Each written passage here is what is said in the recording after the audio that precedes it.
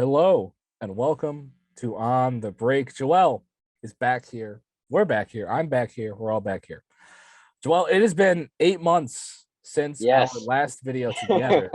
When it was just us. We did a mock draft a long time ago. I forgot how accurate it was. I'm pretty sure it wasn't accurate as usual because the Probably not at NFL all. is a wild place. I'm sure we're going to have some kind of mock draft going on as the days go, as we all go along. But Joel, I mean, just so the people can know, how have you been? I have been doing okay. I'm approaching my final semester at my community college. Of course. Um of course, gotta get, my stuff done. But no, sports have been active. Sports have been really good so far. NBA and NFL. About to start the playoffs soon. Things have been going good. Yeah, well, we're going to focus on the NFL today. We've got a few topics. Of course. And we got a special A-B segment at the end. Oh my God. Depending on which video you're watching. If you're watching this, you're watching the full thing. And thank you. But we're going to get straight on into it. I've been okay, by the way. But I didn't ask you. I'm so sorry. I've been doing all right. I mean, obviously, if you see the hat, I'm not. But we must know how the Colts fan is doing. Yeah, no, I'm going to go with the Colts. I should not be talking, but it's okay. Well, I'm here for you. We're all on this one together. The Colts had a lot of opportunities to make the playoffs and simply didn't because Carson Wentz is a choke artist. That's as far as I'll go. We'll mention in a bit. A blown lead on whatever prime time game the Ravens was, the Raiders game the week before, this forsaken Jaguars game. There's a lot of chances for the Colts to win 10, 11, 12 games, and you get stuck with this season. And you might think, well, the draft pick should be decent. No, there is no draft pick. That belongs to the Philadelphia Eagles, who have made the playoffs, who are now in the playoffs. And we're going to get into the playoff picture. A lot of crazy things happened in week 18. The final week of the season, the extra week of the season proved to be actually a great success for the NFL in terms of entertainment value. We saw an absolutely ridiculous Chargers-Raiders matchup that almost ended in a tie. And I think 75% of the NFL's fan base was rooting for a tie. So the Pittsburgh Steelers would miss the playoffs, but they're in. They have to take on Kansas City. Philadelphia, they're going to have a hard time in their playoff matchup as well. And I think Philadelphia is one of them. I think Pittsburgh, obviously the third wild card are going to be your biggest surprises. But Joel, what were your biggest surprises of this playoff picture? I'm not going to lie to you. Like at least a few weeks ago, I did not think the Philadelphia Eagles would have a chance at making the playoffs. Yeah. I didn't think they would. I thought Dallas would be running away with this division, which they did. But then again, it's like Nick Sirianni, who I think is a good coach. There has been complaints that he wasn't utilizing the run game. He wasn't utilizing, Miles Sanders. He was relying on Jalen Hurts to be the running back, the quarterback, just like everything. Jalen Hurts started and ended with this offense. It was a strictly offensive pass scheme game plan for majority of the season, which eventually started catching on. It started getting better. So I am very surprised by the Eagles. And, I do believe that they are going to be some underdogs in these playoffs because, we talked about it before. Like, I understand that a 7th seed, they're facing off against the defending Super Bowl champions, Tampa Bay Buccaneers. But I don't know. Like, we've been hearing some little rumors around here saying, like, who knows? Like, this might be a surprise matchup because the Buccaneers, they haven't really been playing all that great in recent weeks compared to what they used to. I understand it's kind of weird saying Tom Brady hasn't been playing well, but in Tom Brady, Tom Brady hierarchy, you look at his previous matchups, it's like, I don't know. There's kind of questions here and there, especially with the receivers. Chris Godwin's now out. You're not going to have Godwin anymore. So, I don't know. I feel like the Eagles may surprise some people, but, I mean, if I had to say there was any surprises, it would definitely be the Eagles. I mean, also, I feel like the Bengals surprised a lot of people. Yeah. Because you see in the beginning of the year, some people had this team as a 4-win team. at best, like at best, a 4-win team. They thought that were in a very difficult position, especially in their division with the Ravens. No one could have predicted their injuries. Steelers, obviously, they made the playoffs, so that's another surprise there. But they found Cleveland Browns, yes, and Cleveland Browns, who, if it wasn't for injuries and COVID issues, they probably could have been where the Bengals are right now. But the Bengals, I feel like they're here mainly because they remain healthy, and Joe Shiesty managed to catch the eyes of everyone around the NFL and reminded everybody why he was the first number 1 overall pick. So, I mean, Bengals, Eagles, there were several surprises, I thought, especially in these playoff predictions. This is a pretty good bracket from what I've been able to see. It really is. I think we're in store for great playoffs, and this bracket is something that I feel like we haven't seen in a while. I think that the third wild card makes everything just so much more interesting. Usually the surprises aren't at the top. It's usually somewhere in the middle. But I think Tennessee holding on to the 1 seed is quite the surprise, even without, they were missing Derrick Henry. They had, Ryan Tannehill is decent at best. I think Deontay Foreman had a great year. He really stepped in. Good backup. Yeah, he's great. He's a Texas guy, unfortunately, but he's a great player. That offensive line also had a great season. They just maul people with ease. So there's a lot of running backs that could have played well. Adrian Peterson scored a touchdown. Don't know why they cut him. Would have loved to see him play a few more games on the Seattle. I thought he was fine. I thought he was solid when he was on there. Yeah, I guess they realized Derrick Henry was going to come back, and the roster spot just isn't up anymore. But Adrian Peterson, obviously, we know the MVP years, but he's getting up there. But Tennessee, they're a good team. I think that they're a really great team, but I don't think they're better than Kansas City. I don't even know if they're better than Cincinnati at this point. So there's going to be some surprises, I think, with Tennessee after they come off that playoff, that bye week. I think that there's a very good chance that they do not make the AFC Championship game, depending on who their matchup is. So maybe even the Raiders, I feel like, have a good shot against Tennessee. They have a great shot. I think that's also one of our other surprises, that with everything that the Las Vegas Raiders have been through, I still can't get used to Las Vegas, but I call them Oakland from time to time. Yeah, I feel like I'm probably going to call it that at some point, but it's like San Diego Chargers. yeah, the LA Chargers. Sure, at least the Chargers have been in LA before, but even the Chargers missing the playoffs was a bit of a surprise as well. I think Justin Herbert has a great future ahead of him, but if Coach Staley doesn't call that timeout, they're in the playoffs and they're playing not Kansas City. The Raiders would have played Kansas City. I believe that they would have played Cincinnati, or New England, or Buffalo. One of them. I'm not so sure. Like, honestly, I was watching this game, and the first person to blame is Brandon Staley for calling the timeout. I get it. Yeah. At first glance, I had a few days to think about it, and then I kind of realized something that made no sense to me as why they were getting zero blame for this. You ask yourselves, who was the reason why the Chargers ended up losing this game? The defense allowed 35 points. Yeah. So it's like, the offense did their thing. They scored 32 points. They scored 30 plus. But like, if you don't allow 35 freaking points, and to begin with, we wouldn't be in this position. We wouldn't be relying on running out the clock and hoping for a tie. We just win the game and it'd be over with. Same thing with Justin Herbert. They gave up plenty of points as well. Yeah, they did. But, they're the ones that ended up with a victory here. Right. They gave up the same amount of points besides the field goal. Yeah, exactly. So it's like, and Justin Herbert going, what do you get, like 3 fourth down conversions or something like that? It was insane.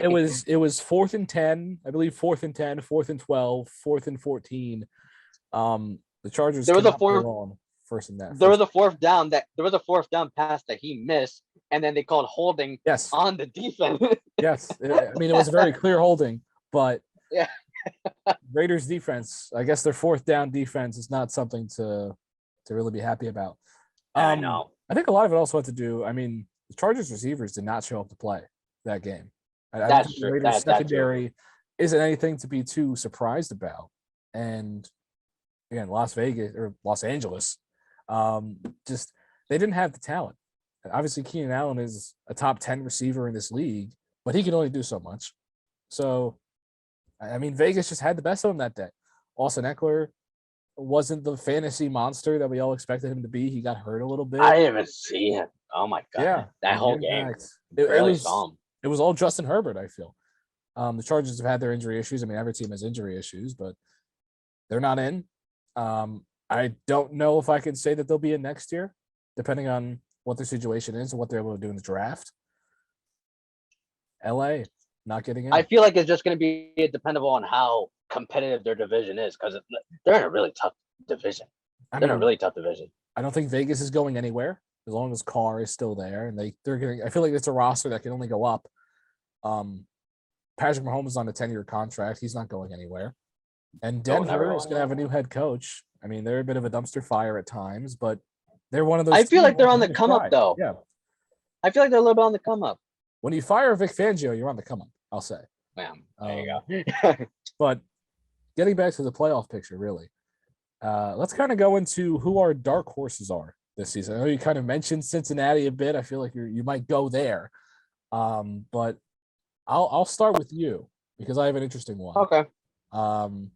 Who is your playoff dark horses, if you want a few? Now, you're right, somewhat. Okay. I did have the Bengals for a while, looking at all the dark horses, because I told you, I said, if anyone is going to win the Super Bowl, it's going to be someone from the NFC. I was like, it's going to be somebody from the NFC. I was looking at everybody, and I thought to myself, you know what? All these teams make sense. All these teams would obviously, in clear view, be the odds-on favorite to win a Super Bowl. But then I thought to myself, you got to think of dark horses here. So I'm like, never doubt Bill Belichick. True. You're not going to doubt him. And even though they got a rookie quarterback, they still managed to go 10-7 with a all-star defense, Pro Bowl defense. You're looking at Matt Judon, who everyone kind of knew was a good signing. Everyone knew that was going to be a good sign, but no one could have predicted that he'd be in top 5, top 3 candidates for Defensive Player of the Year. Like, I mean, he's been insane. This whole defense has been insane. You see, like, J.C. Jackson excel into the corner one that everyone knew he was going to be. And they face Buffalo here in the wild card. I could see them beating Buffalo. And then most likely they would end up facing Tennessee or whoever the winner of Bengals Raiders would be, or Chiefs Steelers. Depends if the Raiders are able to win or the Steelers. Yeah, it depends. It all depends on seeding. But assuming the seeding get confusing every now and then. Yeah, let's assume the high seeds win.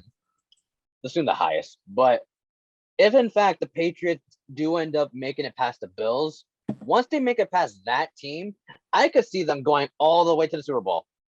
Probably. It's potential, man. It's potential. And it's like, you think to yourself, it's a rookie quarterback. They're not to coexist with all the receivers. You got Nelson Aguilar, you got Jacoby Myers, you got Hunter Henry, all guys that for the first time are working together. And it's like, how can we make this work? They managed to make it work. It is working. So I would not doubt the Patriots here. I really wouldn't. Once they get hot, there's no stopping them. And let's assume that, let's say Vegas goes on and wins, the Patriots can get a home game if they play them. They could. So it can go a lot of ways here. Now that it's good that you picked the AFC because I'm going to go with the NFC, the stacked conference that it is so far. You've got Tampa. I feel like there's a team that snuck in. Nobody even mentioned them before week 18, the San Francisco 49ers, the forgotten squad who have a ton of talent, a great running game. Deebo Samuel is electric, and their defense isn't half bad. I mean, I don't think it's really reliable enough to win a championship, but it's one of those teams that can get hot enough, and they're playing Dallas in round 1, and we all know the Cowboys. That defense is the majority of the reason why they've been winning so many games recently. Yeah. I mean, their defense is it's one of those defenses that got hot, right? Yeah. You might look at the roster. That's what I meant. You might look at the roster and say, "Oh, this defense is okay," but to me, they're one of those teams that they're hot right now. Mm-hmm. They just got a great win against the Rams in overtime, and they've proven they can beat a team like the Rams, who I think is a good pick to lose in round 1, honestly. As much as I want the Rams, or I predict the Rams early in the season, They're a team that I can see getting upset. You look at San Francisco, they can beat Dallas. I mean, I don't think Dallas has looked that amazing, besides obviously the 50-point performance. But even before that, they had a bit of a struggle. They didn't look as good. San Francisco is a team that can beat them. We'll see the health of Jimmy Garoppolo going forward with his hand, but he showed even with that hand, he can still play pretty well. And Eli Mitchell, fantasy god, Have has been amazing. he's proven to be a solid running back. So He's been really good. I think that's a team that needs maybe one more receiver. IU can step up, and I think they've got the pieces to go far. I'm not going to say they're going to win the Super Bowl, but I think they can go far. I think I read a stat the other day. They said Eli Mitchell was one of 6 running backs in the league this year to not have a rushing fumble. He never fumbled. He didn't fumble. I think it was on like 150 snaps or something like that. And carries. Yeah. Yeah. But no, I do like the 49ers. I was hesitant to say them only because I wasn't exactly confident on their quarterback situation. True. Jimmy Garoppolo, he's been injured for a while. He came back, and I believe he played last week. I didn't watch that game. He did. So he played with a very injured hand, and he still played pretty solid. He threw 2 picks, but he did the job. He's done this before too. He has done this. When you say 2 picks, it's like, oh, Jimmy. But he's made the Super Bowl. He's brought a team like this to the Super Bowl. It's true, and it's like, I do like this matchup for the 49ers too, because the Cowboys, they do have the best record in the NFC East. Well, that's not something to brag about, really. But I mean, you gotta win what, 8 games, 9 games? Yeah, you gotta win. but no, like looking at Cowboys as the 3rd seed, you look at them in recent games. Even though they've won a few games here and there, Dak hasn't really looked all that impressive. Neither is Zeke Elliott. Neither is Zeke. It's like, and it's not like, he's throwing 3 picks or nothing. It's just he can't get anything going. Yeah. I think out of like 3 of the 4 like games that they recently played, Dak, like, I think it was the 50-point game that you were just talking about. He had like 300 plus yards or something like that. And it was like, yeah, they played really well, but it's not like you were exactly playing a really good team, though. It doesn't look impressive at all. And that only happened the week before Amari Cooper called them out and said, yeah, the offense hasn't been doing so well. Dak's got to improve. And then he improves for the one game. He says, like, okay, I got to shape up. And then he comes right back the next week. And it's just like, I don't understand what Dak Prescott are we going to see in these playoffs here. That's going to depend on what happens in this game and what happens when he reacts to this defense. And if this defense gets hot, then yeah, I could so see the 49ers upsetting them. I don't even think it would be considered an upset, to be honest with you. It wouldn't be an upset. But the fact that it's such a tight conversation, I think it's more of a speaking point to the Dallas Cowboys and how, I mean, we all love to say that they're an accident waiting to happen, but it's how it's been. I mean, obviously, it's just how it's been. CeeDee Lamb is phenomenal, but how good is he going to be in these playoffs? They said he would never see the playoffs, but he did. He is in the playoffs, so that meme is dead, unfortunately. But the Cowboys, they are in. The Cowboys are in the playoffs, and they got to play the 49ers. And I think the 49ers, I'm going to call it. I'm going to call it right here. Dallas will lose in round 1 to San Francisco. How about that? I'm riding with you on that. I'm not confident in them. I'm really not. I'm not completely confident in it, but I think there's a really good chance. I wonder what the odds are for this one. Oh, I'm not good with that, like the over under things or something like that. I know what it means. I at least know what it means. But yeah, it's the plus minuses. I'm not exactly good on those betting terms. Well, but I gotta imagine it's a pretty tight conversation. I mean, I feel like Cowboys would only be favored just because they're the 3 seed. That's the only reason why I could see them being considered favorites. But San Francisco, they have a shot. I think everybody else, if you pick them, there wouldn't really be much of a surprise. Besides, maybe what about the Steelers? As much Big as Ben, as much one as last hurrah. As much as the story would be phenomenal, it'd be great if Big Ben carried the Steelers to one last Super Bowl, even a playoff win. Honestly, if for my people who know football, Dan Marino's last game as a Miami Dolphin was, I believe, it was a 62-7 loss to the Jacksonville Jaguars in the wild card game. So, not all legends can go out on top. I will say, even Dan Marino Couldn't do it. Couldn't even get a ring. I blame the Dolphins team. Dan Marino didn't give up 67 points. Okay, 62 points. But I do like the fact that neither of us mentioned the Green Bay Packers. I mean, they're the ones. Just because I feel like we both know that they're going to lose in the NFC Championship game. Man, it's just routine. That would be hilarious if they lost.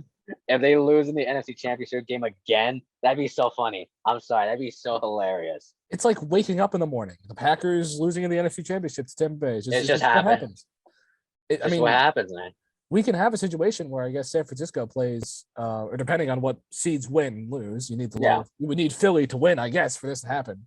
San Francisco could play Green Bay. Actually, no. If San Francisco wins, they'd be the lower seed. If Philly loses, they would play Green Bay. Right. We all saw what happened last time. Eli Mitchell could do a Raheem Mostert. We will see what happens in the playoffs, but true. It's going to be interesting. It's going to be a lot of fun, and we will see what happens over there.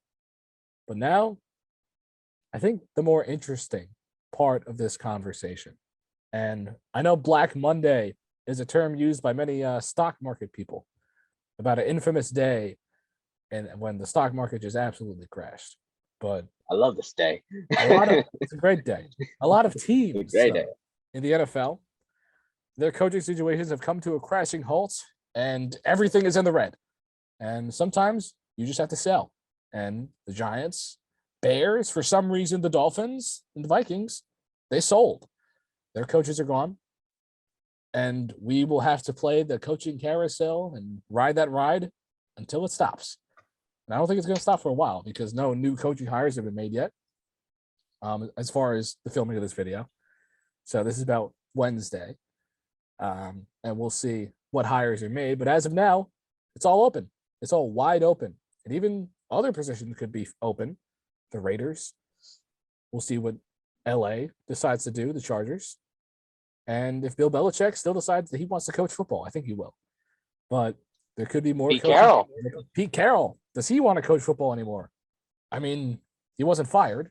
I don't think you could fire Pete Carroll at this point. But no way.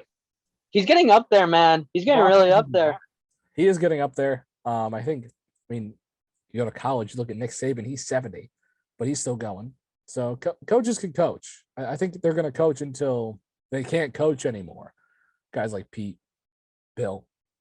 But Giants, I know you want to mention them, but first, I mean, we're going to break it down for sure. See, man. But it's tough. It's tough because you look like, I mean, Denver, no surprise.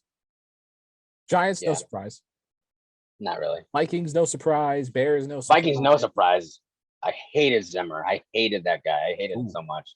Talk to me about Minnesota because they have I feel like they have a good roster. I mean, their defense has been suspect, but they have Kirk. They have Justin Jefferson. They have KJ Osborne now, Dalvin Cook.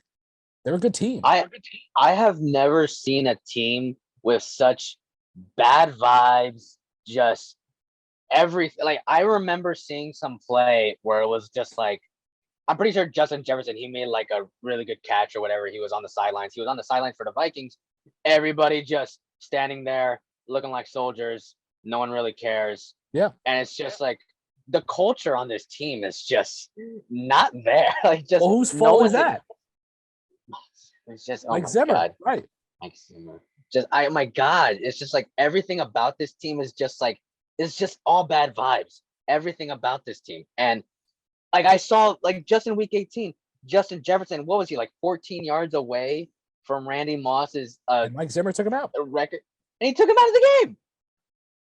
Oh my God. And not only that, you got a rookie quarterback in Kellen Mond you haven't seen play all year. You're out of the playoffs. Why not give this guy a chance? Just give him a chance. Who cares? It's just 1 week. Just let him play. And then he's all like, I don't want to play him. I see him every day. It's like, come on. Like, he thought he was owning the press conferences and he was losing every time. It was embarrassing. He was trying to have this like tough guy narrative, and it's just like, oh my God, like you're just a dead man walking. Oh my, I hated him. I hated him so much. I hated him. I told Justin Jefferson not to gritty. It's probably one of those. Don't forget this. In the beginning of the year, or last offseason, I should say, the Vikings actually extended this man to like I think it was a 3-year extension or something like that. And at like the second I saw that, I'm like, there is no way this is real. Like, there is no way this is real. I'm like, you mean to tell me this man's getting extended? And then he loses his job the next season. It's like, what did I say? Like, how did you not see this coming? Yeah. There's just I think anybody would be a fine pick. I mean, obviously, I think Brian Dable is the prime coaching hire. You look at Brian Flores, and he is going to be an absolute hot commodity. I think he'll jump right into a next head coaching job. He just interviewed with Chicago. 1,000%. 1,000%. He deserves to. He very much deserves to be a head coach in this league, not a coordinator position like he was in New England. Or he wasn't even a coordinator at that point. He was a coach. He was a position coach. But what he did in Miami, I mean, that team struggled due to roster issues. The general manager should have been the one that was fired. I think Miami hit the wrong button. Maybe probably. Madden, they simmed too much, and the coach got fired. Oh well. Brian Flores is no longer the coach of the Miami Dolphins. I don't want to see him in Chicago because I don't think that roster is a lot. But yeah, 2 consecutive winning seasons. Yeah, 2 consecutive winning seasons, and you get fired. And you managed to do that. You managed to do that with Tua as your quarterback, and one of your best receivers hurt, 2 of your best receivers hurt, and you still managed to go 9-8. Fired, and you get fired. At least one more year. At least one more year. Obviously, I mean, they didn't make the playoffs. I mean, I guess was that the qualification? I don't know, man. No, see, listen, I think I was talking to you about this like not too long ago. There is only 2 possible reasons why I think they may have let go of Brian Flores. One of which was that Brian didn't like Tua, and the Dolphins did. And they knew they were not going to match up together well, and they wanted to keep Tua long term. So it's just like, let's get rid of Brian. Let's get someone in here who does like Tua. That's one of the reasons. It's a stupid reason. That'd be hard to find someone who likes Tua.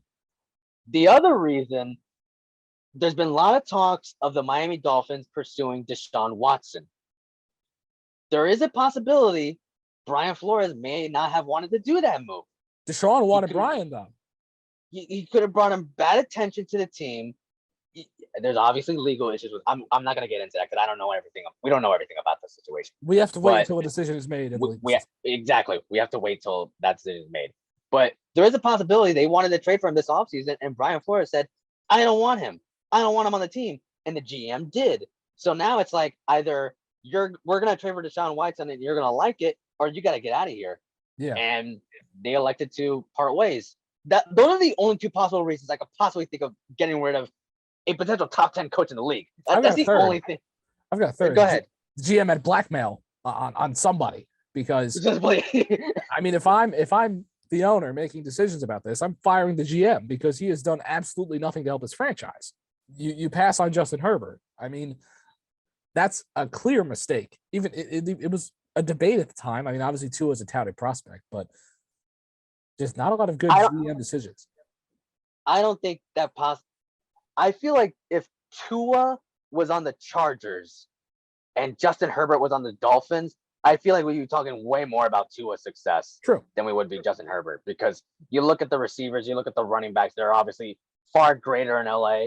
So I kind of figured, I said to myself, if the Chargers managed to land Tua, I thought he was going to be one of the best quarterbacks in the league. Which now you look at Justin Herbert, he is. So that's just it's kind of funny how that all corresponds.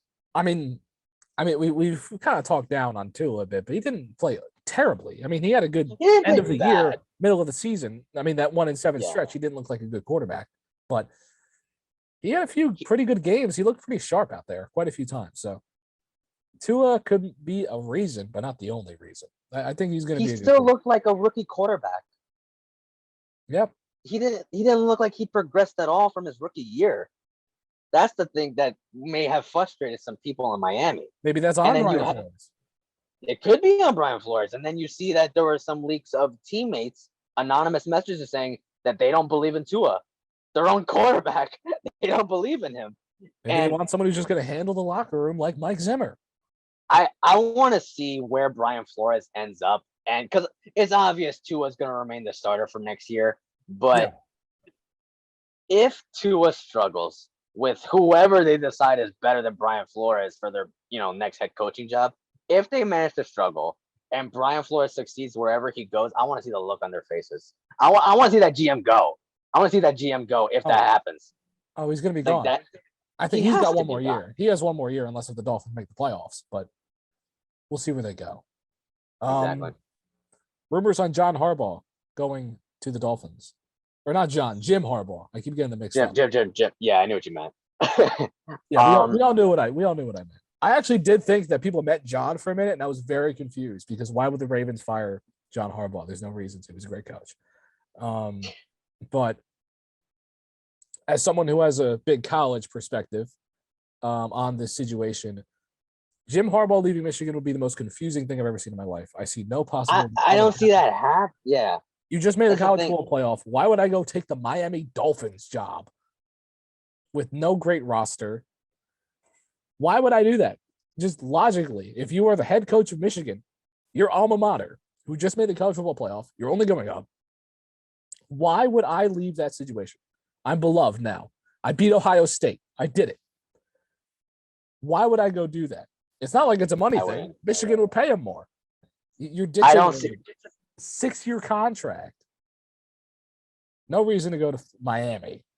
Now, I know Miami and the Raiders have both shown interest in Jim Harbaugh. I know of those two. I don't know about everybody else, but it's like if you're Jim Harbaugh, yes, I understand if there are money concerns. If you just want to be back in the NFL, you take this job instantly. If you get the chance to, anybody would to be in the NFL. But listen, man, like you said, you had one hell of a year with Michigan. You managed to make it all the way to the playoffs. You managed to beat Ohio State. And it's like you're in such a good position. Why would you want to leave? And it's not only that, why would you look at what has happened in recent times where college coaches went straight from college to the NFL as a head coach? You look at, Urban Meyer, look at Matt Rule, and it's like, well, I mean, Jim Harbaugh did make the Super Bowl at one point. He made the NFC Championship 3 straight years in a row. He's a good coach at all levels. He's actually proven to be one of the best coaches, period, in the history of football. But do you really want to go back there, man? Do you really want to do that? With Miami. Not only that, you're not going to a Super Bowl team. You're going to a team that's probably in a rebuilding phase. Yeah. It's like I don't see a situation where you can go to the NFL and then instantly find the same success that you did in San Francisco. No. It's gonna be a long process. Or you could just stay in Michigan, which I mean, it's worked out for you. It's panned out.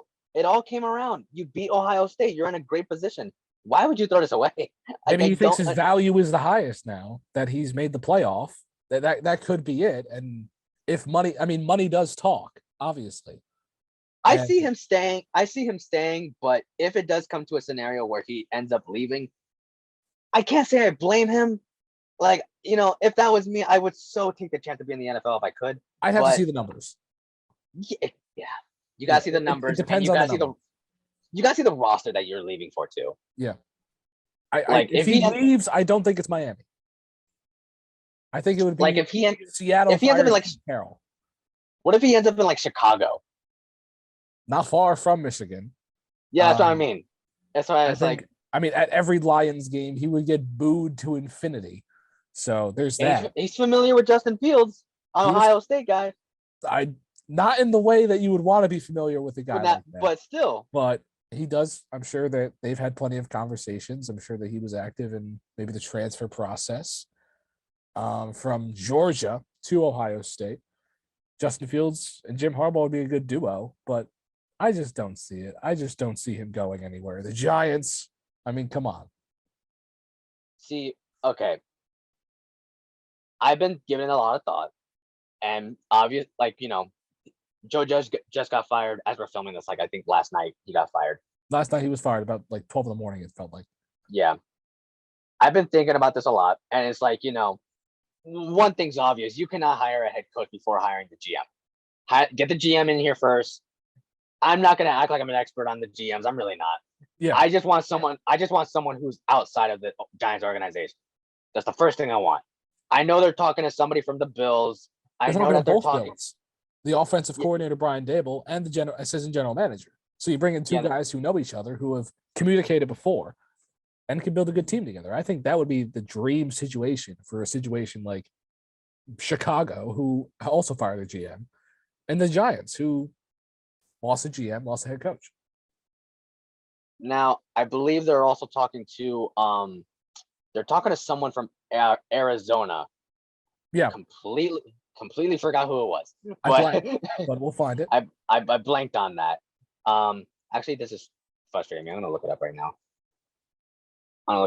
I know someone from Arizona got offered, interviewed, is in consideration for that, but Arizona is in a phenomenal head coaching situation. I mean, again, your value is pretty high. Adrian Wilson. It was Adrian Wilson. Right. I knew it was an all-pro safety, but I was like, oh my God. I can't believe I'm blanking on his name. Legend, of course. But yes, Adrian Wilson. I saw that he had reported interviewing for the GM job today. Him and the guy from Buffalo, the assistant GM, which, again, like I said, I'm not going to know a lot about it, but I just want someone not from the Giants to come in here and say, we got to blow this up. We got to get a new head coach in here. We got to get rid of Daniel Jones. We got to cut this person. Just shape up. Nothing's going to change if nothing changes with the Giants. That's exactly what's going to happen. You have to choose to change if you want to change something. That applies to everything in life, and especially football. And John Mara saw that. John Mara saw that when he saw the backlash. I'm so proud of him. I'm telling you right now, if his father saw what happened in week 18, seeing all those empty seats, he'd be turning in his grave. Yeah. I cannot believe,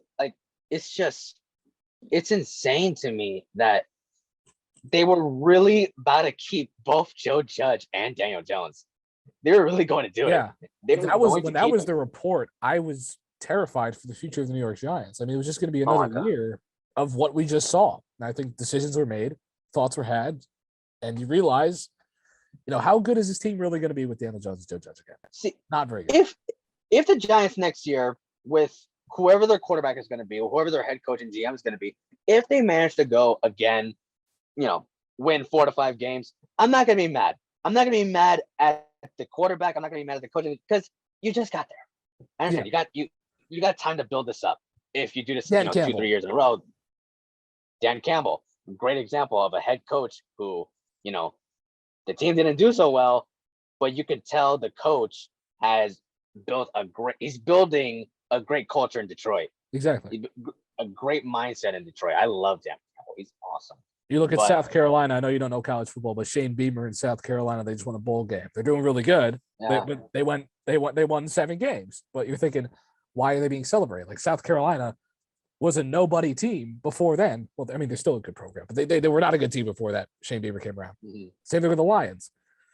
I don't think the Lions would have won a game if, let's say, Joe Judge was a head coach of the Detroit Lions. I mean, there would have been... Or Matt Patricia was a head coach.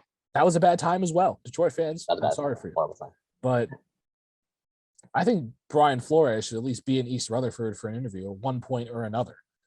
Like I said, I'm not gonna go too in depth on the head coach because it solely depends on who the GM is gonna be and who the GM likes. Dominoes are gonna fall as the weeks go on. But none have fallen yet. Once the GM has been settled, then we can decide from then on. Okay, let's look at who's left. But I want a GM in here now because, like I said, I like Brian Flores. I like him a lot. But if we're spending all this time looking for a GM, he's gonna be gone. Because his phone is buzzing right now with Minnesota has to be, Jacksonville, like all these teams that are saying, we would love that. Like Jacksonville, I feel like has a strong case. It's not like you got to travel far. It's not like you travel far to be here. You don't have to get a new house. Not to mention, we have the number 1 pick last year, and we got another one on the way. It's a great opportunity. It's a great opportunity for you to be a head coach here. And Travis Etienne's coming back. It's like, we haven't seen him develop yet. So it's like, let's see what happens there. But just to backtrack a bit, looking at like all the potential head coaching candidates, I think I mentioned this to you. I can so see Dennis Allen making a comeback to the NFL. I can really see it happening. I'm with that. I can really see it. Now, I understand he was a head coach before for the Oakland Raiders. Yes, at the time. Did not do really well.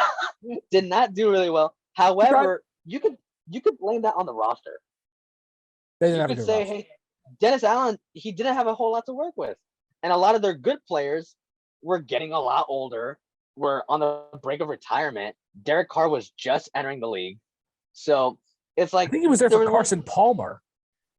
Carson Palmer was there, right? Yeah. For like it was before Derek Carr. Yeah. So like Dennis Allen didn't have a lot to work with, and then all of a sudden he comes to New Orleans, becomes a defensive coordinator there, and I mean I haven't seen Tom Brady get shut out in such a long time. Like he really got Tom Brady to rage quit on this man, on this whole team. Bad. That was really funny. Seeing Tom Brady get like that. Dennis Allen managed to do that, and it's like at this point, I see this man. I see what he's been doing as a defensive coordinator, and same goes for like someone like Todd Bowles. It's like I can see both of them making a potential run at a head coaching job, potential comeback. Would they leave? Oh, Dennis Allen, he's on his last year of his deal. I'm almost confident he is. So It's like, do I see him potentially making a head coaching comeback? I do, and I see it potentially with a young quarterback, maybe a team like Chicago, maybe a team that would rely on their defense. You saw when their defense was insane with Mitchell Trubisky as quarterback, they managed to make the playoffs. They should have won a game too. They should have stopped Philly from winning the Super Bowl. But double doink. The double doink. The double doink. Oh my. Double doink, man. But man. Not even Dennis Allen or Todd Bowles. There are plenty of head coaching candidates for these future teams, for these rebuilding teams, I should say. I have a terrifying situation. Go ahead. Do you know who the offensive coordinator is at Alabama? Our favorite head coach of all time, a Texans legend, Bill O'Brien. Okay. There have been rumors and some reports that he is interviewing somewhere for a head coaching job because, I mean, you just saw Alabama. They lost the national Jacksonville. Bill O'Brien in Jacksonville. Okay. My thing with Bill O'Brien, I don't think he coordinated a good game against Georgia, but it's hard to coordinate a good game against Georgia. When you were in that situation, you lost 2 top receivers. He pies. I don't think it's a good hire, but I think it's a hire that can happen. He was a good coach. He was a bad GM. Yes. That was the problem. He was a horrible GM. Yeah. I'm not going to. I think he had too much on his plate. We're not going to talk about the trade. I think everyone knows how that went. Traded a penny for $500. Okay. Or he traded $500 for a penny, actually. The way around. But the best $500 in the league. At the time, I missed DeAndre Hopkins in a Texans uniform. He actually was really fun to watch. He was awesome. But he's still great in Arizona, obviously. Bill O'Brien, if he did happen to go to Jacksonville, Chicago, I don't know.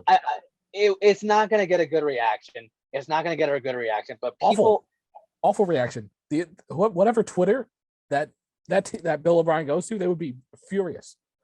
But people need to realize, though, he was not the problem at head coach for the Texans.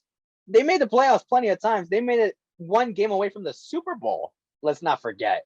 They were a 28-7 lead on Kansas City away. And then Patrick Mahomes happened. That was when he was breaking out. Yeah, that was a time. Yeah. But you look at Bill O'Brien as a head coach, and I agree. I feel like he has been one of the best in recent years. I'm going to say, I mean, come on, you had the Texans who were, quite frankly, a nobody team making the playoffs, winning the division like plenty of times with Bill O'Brien as head coach. You could probably give some credit to Deshaun Watson there. For sure. But JJ Watt, he was healthy. He's also the reason to their demise. He's also the reason to their demise as the GM. Yeah. When you put him at the GM and the head coach, you put a lot of stress on a guy to be both. Only one guy has really done it well. That's Bill Belichick. The greatest coach of all time. I mean, yeah, you have to be as great of a football mind as Bill Belichick to successfully do that and win a Super Bowl. And Now, teams want to replicate that success, and it's not possible. If you can get yourself a GM, they do have a GM. What am I saying? It's Jacksonville. My bad. Yeah, we're talking about Jacksonville. You're talking about Jacksonville. Yeah, I'm thinking about the Texans or some other teams, but they're irrelevant. Yeah, they are irrelevant still at this down point. There. Well, actually, Jacksonville fans, they're calling for the GM's head. Remember when they were dressing up as clowns? Yes. For a weekend? Yes. Yeah. And so what am I? They may not have a GM. they the may only not. clowns that day were the Indianapolis Colts, actually. But it is what it is. I don't know how great of a job Jacksonville is. I mean, obviously Bill O'Brien has experience with Trevor Lawrence in some capacity, but not directly with him, but has been around people who know him at Alabama. I mean, he played. Alabama watched him again at Clemson quite a few times, and I don't think he'll be a good hire, but I think he will be hired as a head coach at some point. Obviously, Alabama's a great job. You think he's going to be hired? I think he'll be hired. If Chicago offered him a contract, I think he accepts it. Oh, he'll accept the NFL job in an instant. Yeah, it's just who's going to make him that offer. Minnesota. I did also see rumors of Adam Gase going to the Giants, but that was just a meme. That would be the worst. I could see Doug Peterson making a comeback. Doug Peterson as well. I see him going to Denver, maybe Chicago. Yeah, that could happen. Or he's an offensive guy as well. He's a good coach. I think he's solid. I don't hate him as a whatever he was, but he was a good head coach. Whatever he was. I forgot where he is right now. I think he just took a year off, like of football in general. Yeah, I think that's what happened. Coaching job. Get Vince Wilfork a job. Why not? Yeah, sure. We're gonna kind of end off with Denver. I heard rumors of Gerard Mayo going, the inside linebacker coach for New England, who was also a former linebacker himself, who was pretty good. He was fun to watch. He's rumored to be the future head coach of the Denver Broncos. I think it's an interesting job. I mean, what are your thoughts on that job as a whole? What a team like Denver, first of all, you see in recent years, especially with potential new head coaching hires, you see a lot of offensive coordinators getting head coaching jobs, instantly being successful. One notably, Matt LaFleur. You see Matt LaFleur. That's easy. Well, when you saw someone like Vic Fangio get hired, defensive guy, it was like, okay, well, everyone knew this guy was the man in Chicago when he was their defensive coordinator, and he was getting praised as having one of the best defenses in recent years that people have seen. Yeah, and that is the definition of a team that carried their team to the playoffs. And you look, I understand he did deserve a head coaching job. I'm not gonna say he didn't. He did. I wish things could have worked out, but you look at what Denver did, getting a defensive coordinator. Teams are going to be hesitant because teams are going to realize, hey, they went a different direction than everybody else. They went defensive coordinator as a head coach. You knew the defense was going to be fine. Broncos defense, they had one of the best, secondaries in the league. But offensively, there was nothing going there. They got Drew Lock. They had Teddy Bridgewater. They had Case Keenum for a while. It didn't work. They had Joe Flacco. It wasn't working. They signed Melvin Gordon. Then he drafted Javonte Williams right after. It's like it worked well though. I guess, but nothing really was working out. They couldn't solidify their offense, and that was because they had a defensive-minded coach, which was the problem. If they managed to get themselves an offensive guy, I feel like that would, oh my God, how is he not a head coach? He should have been head coach 2 years ago, last year, 3 years ago. Denver's probably a good spot for him. I mean, you work with Drew Lock, or you get Kenny Pickett, Matt Corral, Sam Howell, one of those guys. I'll never forget this. The Giants literally interviewed Eric Bieniemy and Joe Judge and chose Joe Judge over him. Yep. This is your chance to redeem yourself, New York Giants.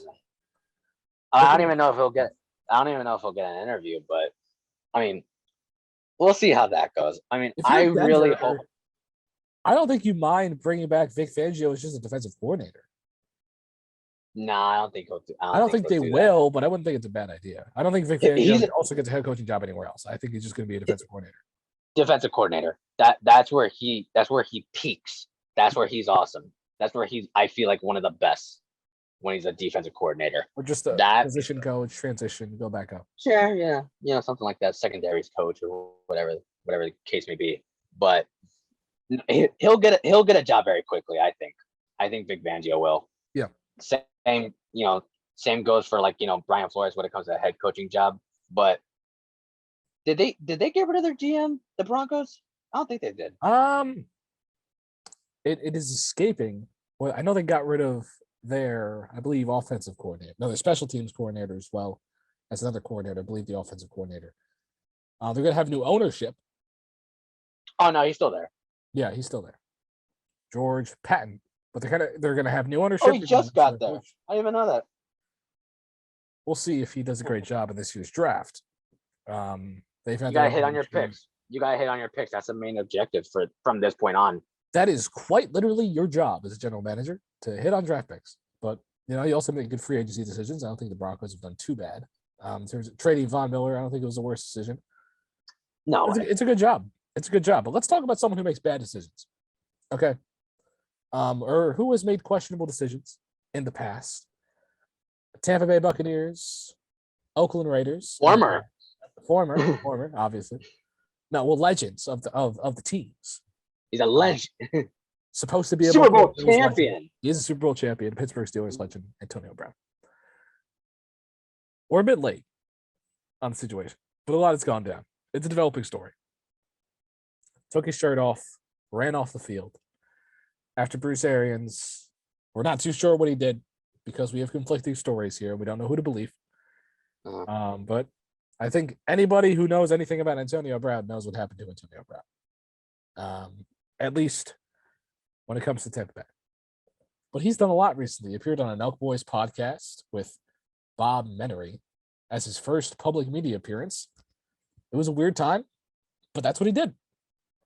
He's been hanging out with Kanye, The Game, other people. He released a rap song that was not Brooklyn good. Nets game. Joel, I know you have a lot to say about Antonio Brown, but let's start with what happened at MetLife Stadium. Taking the shirt off, running off the field, throwing everything in the stands, making a parade. Because, if the story is that Bruce Arians tried to put him in while he was injured, I understand where Antonio Brown's coming from. Right. But if, obviously, it's just he didn't want to play or wasn't getting targets, then you side with Bruce Arians and the Tampa Bay Buccaneers. But you have conflicting stories. It's never fun to have that. But, Joel, what are your thoughts on the Antonio Brown situation? A lot has happened recently. It's very difficult to say because, like you said, we have conflicting stories here. We don't exactly know what to believe. Bless you. Right now. Yeah, there you go. Looking at Antonio Brown and looking at what he did in MetLife and looking at how Bruce Arians went about the situation, I find it very difficult to believe that Bruce Arians did not know about his injury. That seems like something a head coach should know 100% of the time. Yeah. Like even before the player should know. Like, come on. Like the head coach should know this kind of stuff. And he claims he didn't know it. He tried putting him in. Antonio Brown said that his foot hurt. He couldn't do it. His ankle hurt. And he just told him to leave. Just told him to get out. Antonio Brown, I would not have done it that way. Blowing a fit, throwing your jersey, throwing your gear into the stands. Didn't he throw it at fans? Yes, he threw a few things at fans, tape, his shirt, everything. Nice lawsuit right there. Or an eBay. Wish I was sitting. Acting like a cheerleader going down the end zone. While the team was on the field? While the team was on the field. Going out back to the locker room. Man, it's just very difficult to believe. Like I said, I feel like there's no rights to the situation. I feel like both Bruce Arians and Antonio Brown both have some wrongs here. Yeah. But if you look at what has happened in recent events, this is like the boy who cried wolf. After a while, you see Antonio Brown, just constantly saying, it's not my fault. It's this guy. It's this, it's that. Yeah. And then you see back to in Steelers days, you see a situation with Big Ben. You see a situation in New England. You see a situation in Oakland at the time. Now you see a situation in Tampa. Then you got legal situations that you're dealing outside of the NFL. It's like, it's just one thing after another, after another, after another, after another. It's like, once you're finally in the quote unquote right here, not everyone's going to believe you. It's just not going to happen. You just keep saying, oh yeah, Big Ben was a problem. Oh, I didn't like John Gruden.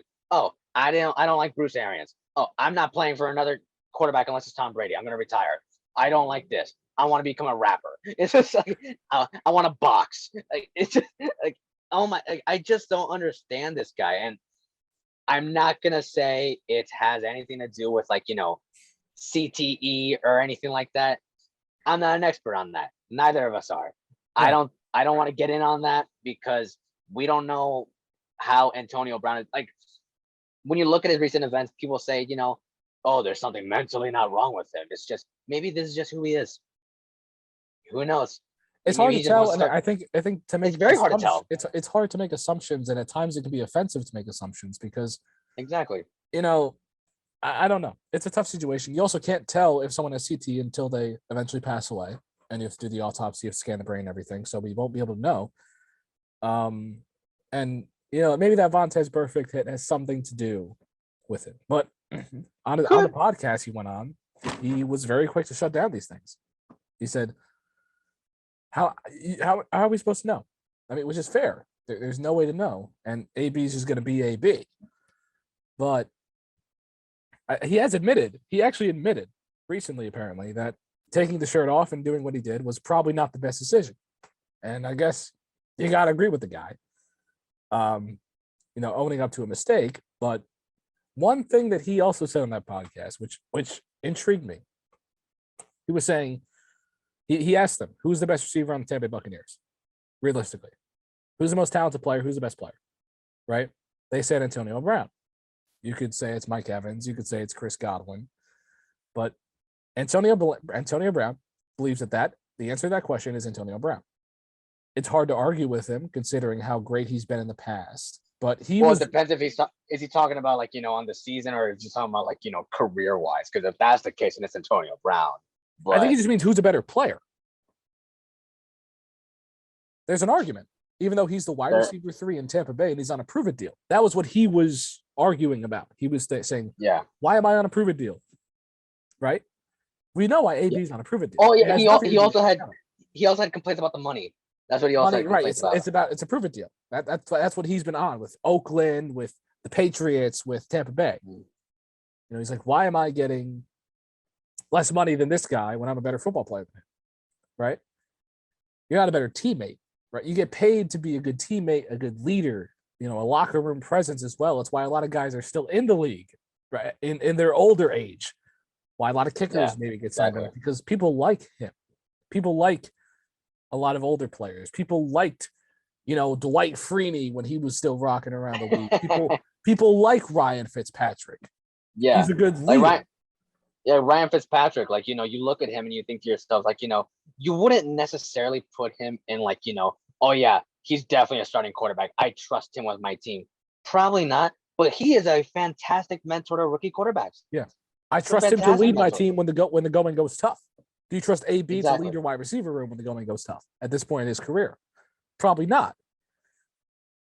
I mean, obviously AB is, if you just take his Pittsburgh Steelers career before, like pre-Vontaze Burfict, he's one of the best receivers in the history of the NFL. I think he's a Hall of Famer regardless, right? First ballot, instantly. Yeah. He was a top 3, if not top 1 receiver in the league. He was arguably the best receiver in football, right? He didn't have a lot of issues, but he was a bit of you could say he was a diva. He was twerking. He was doing a lot of interesting celebrations, jumping into the goalpost in Indianapolis. Or not Indianapolis. But people just thought that was his personality.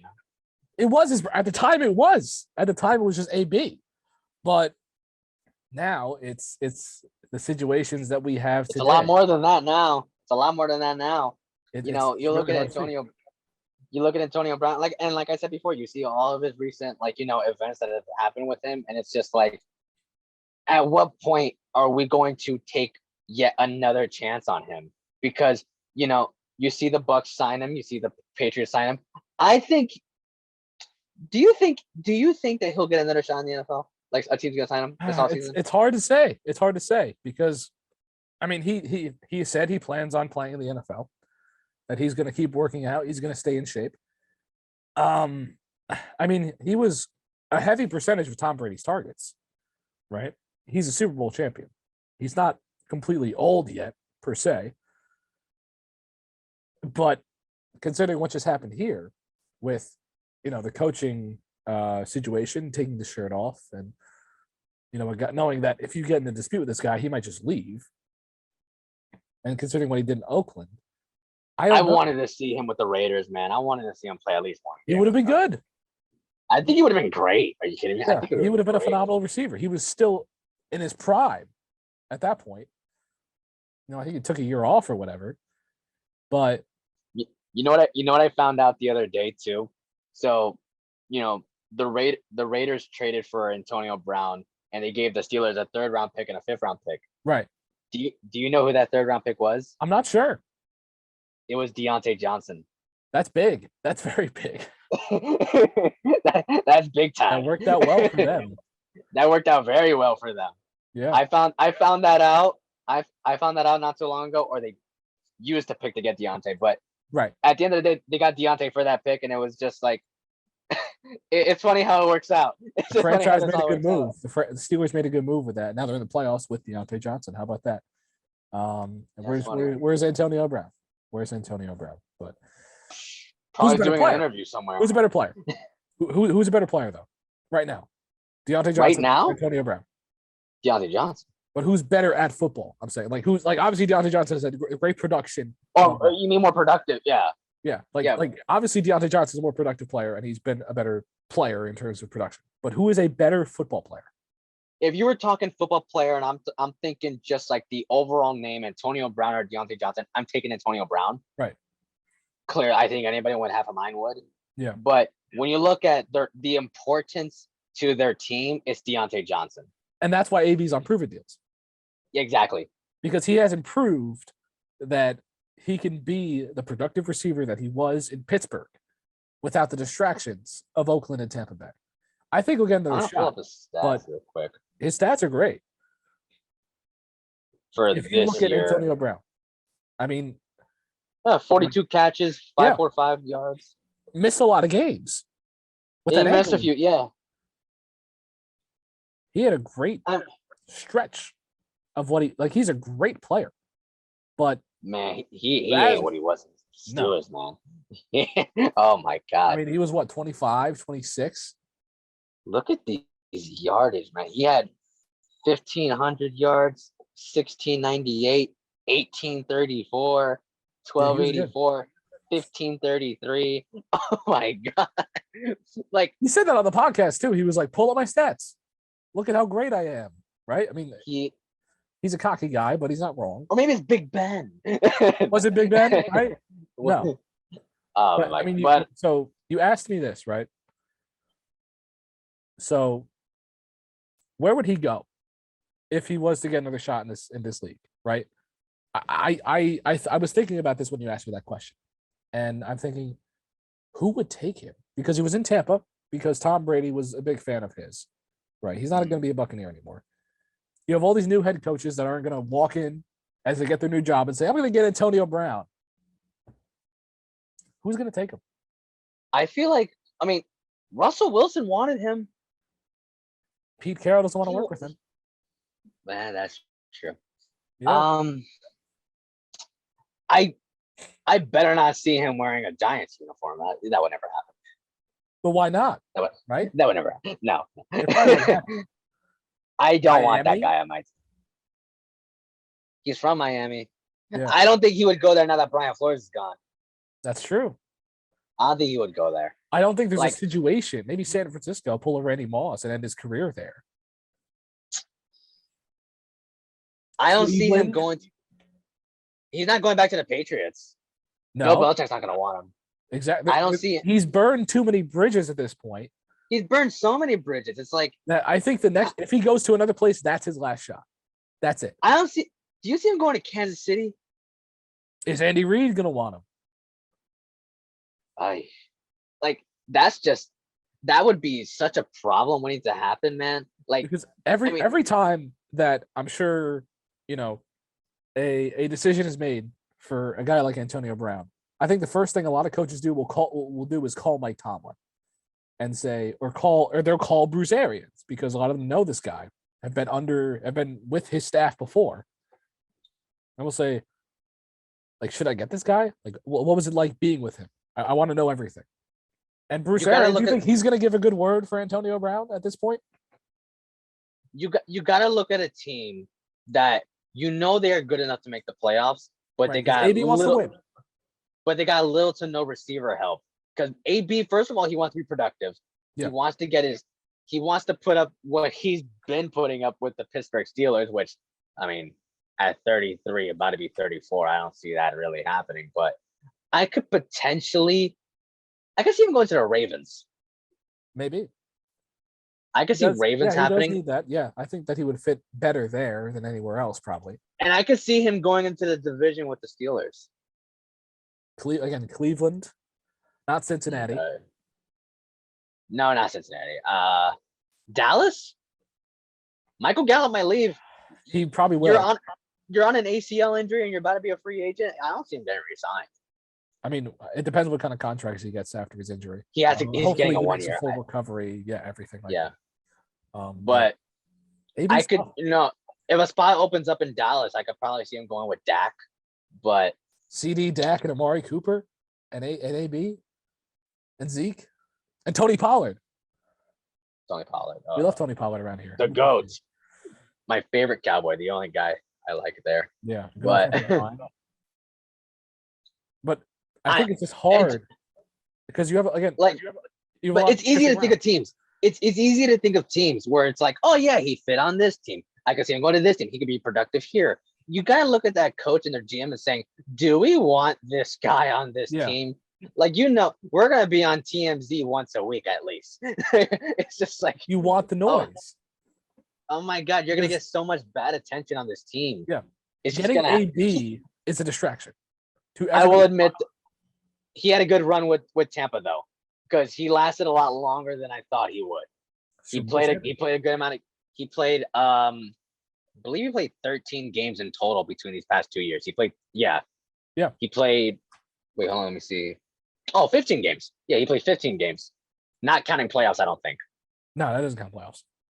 But yeah, I mean, he was really productive, I feel like, in these past 2 years, but as a third receiver, as a wide receiver 3. Yeah. And when he was healthy.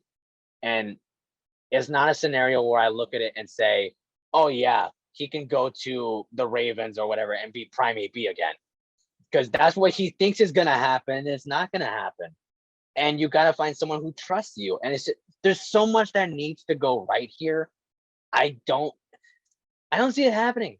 You got your ring, you got what you wanted, and it's just like, at this point, you got to play with Tom Brady. And he literally said too. He said, if I'm not playing for Tom Brady, then I am not going to play. Okay, then you're going to have to retire. It's what's going to happen. He's one of those players that won't officially retire, right? He's someone that's going to be there. No, I don't think he would officially retire.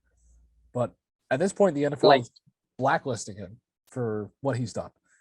Kind of like Cam Newton last year. He didn't do anything wrong, but it's just like, he was posting those workout videos, like saying, I'm staying ready. Or like Colin Kaepernick, I'm staying ready, whatever. Yeah. And it's maybe he gets picked up, maybe he doesn't, right? Like Cam Newton got picked up. And I think, again, Cam Newton is a situation where his injuries were just, he can never get back into shape. And, I hope he hasn't played his last game, because I do like him a lot, but he's a good teammate, man. He is such a great teammate. Players love him. I mean, the energy of the they love him.